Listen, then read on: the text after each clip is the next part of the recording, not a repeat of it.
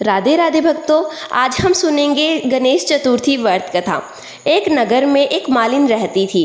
उसके पति की मौत हो गई थी। उस समय उसके 4 साल का एक पुत्र था।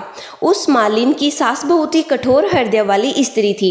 वह अपनी बहू को बहुत ही तकलीफ देती थी। एक दिन सास ने बहू और पोते को घर से बाहर निकाल दिया। दोनों रोते रोते एक जंगल में जा पहुँचे।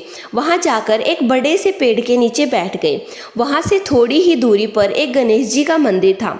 वहाँ बहुत सारे लोग दर्शन करने के लिए आ जा रहे थे। दर्शन करने के बाद गणेश जी को प्रसाद भी चढ़ाते थे।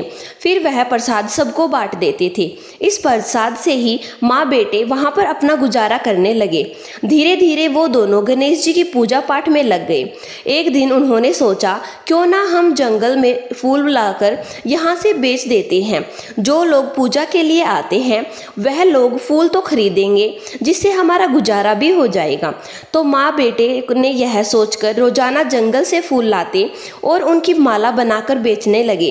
साथ में पूजा की सामग्री और प्रसाद भी बेचने लगे, जिससे उनकी अच्छी आमदनी होने लगी।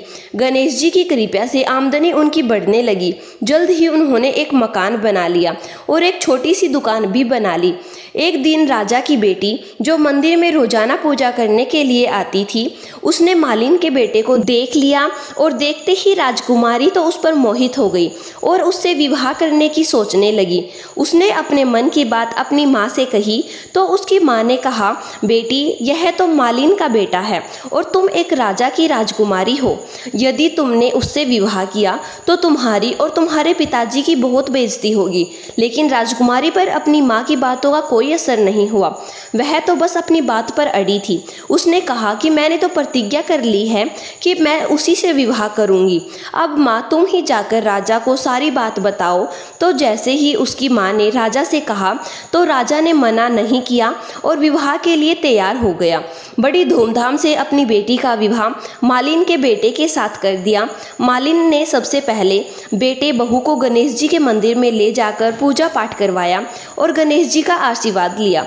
इसके बाद यह बात पूरे नगर में फैल गई कि गणेश जी की पूजा करने से सब तरह के दुख और संकट दूर हो जाते हैं।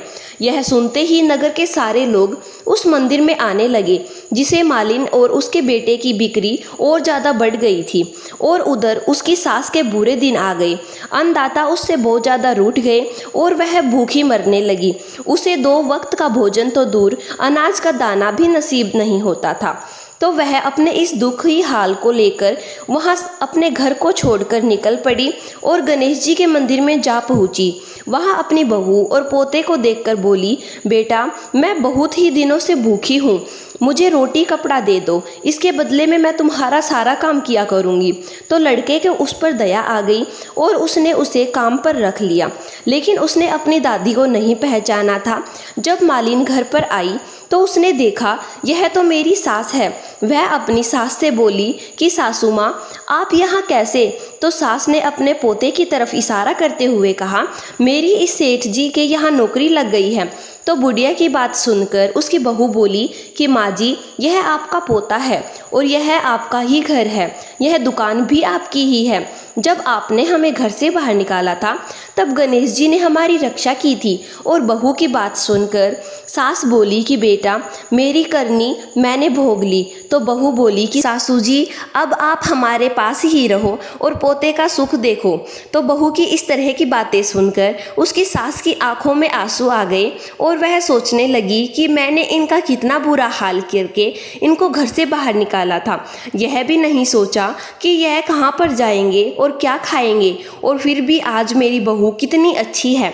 अगर मेरी तरह होती तो ना जाने मेरी क्या दुर्दशा होती। इस प्रकार गणेश जी भगवान, आपने जैसे मालिन को सुख दिया वैसा सुख सबको देना। भक्तों, अगर आपको विनायक जी की यह व्रत कथा अच्छी लगी हो तो प्लीज़ हमारे चैनल को सब्सक्राइब जरूर करें, ताकि आने वाली हर वीडियो आप सभी भक्तों तक जरूर पहुँचे। तो भक्तों, बोलिए गणेश भगवान की जय।